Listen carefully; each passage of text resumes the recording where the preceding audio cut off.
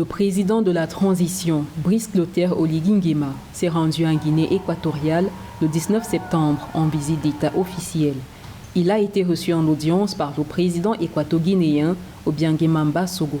Au cours de ce tête-à-tête, les deux dirigeants ont passé en revue l'actualité politique de leurs pays respectifs au niveau de la région et de l'Union africaine. Il s'agit de sa première visite à l'étranger depuis sa prise de pouvoir le 30 août 2023. Cette rencontre revêt une importance symbolique pour le général Oligui Nguema, qui doit asseoir sa légitimité sur la scène internationale et régionale. Elle marque également le début du réchauffement des relations diplomatiques entre le Gabon et la Guinée équatoriale.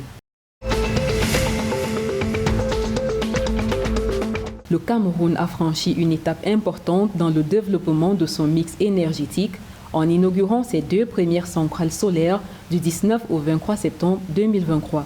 D'une capacité cumulée de 30 MW, ces infrastructures, construites dans les villes de Guider et de Maroua, sont destinées à améliorer l'accès à l'énergie dans la partie septentrionale du pays, jadis sujette à des baisses drastiques de production du barrage de lac d'eau dû à des problèmes d'hydrologie.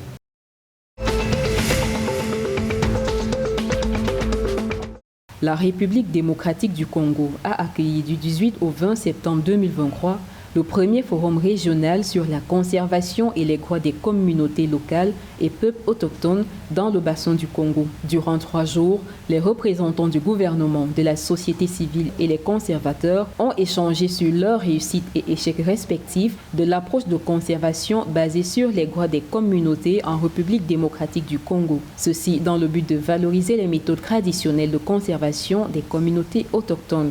Selon les autorités congolaises, la tenue de ce forum est une étape importante dans la reconnaissance des droits des communautés locales et des peuples autochtones dans la conservation de la biodiversité.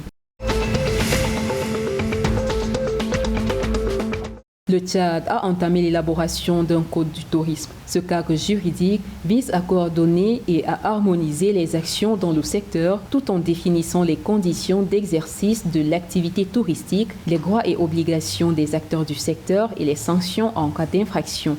L'atelier de validation du projet du code du tourisme, qui s'est tenu du 18 au 19 septembre 2023, a réuni des représentants du gouvernement, du secteur privé et de la société civile. Si l'apport du secteur touristique dans l'économie nationale n'était situé qu'entre 5 et 7 milliards de francs ces dernières années, l'Office tchadien du tourisme estime qu'il pourrait devenir au cours de la prochaine décennie le deuxième pourvoyeur de devises de l'économie nationale. Le projet de code du tourisme, actuellement en cours d'élaboration, devrait être finalisé d'ici la fin de l'année 2023.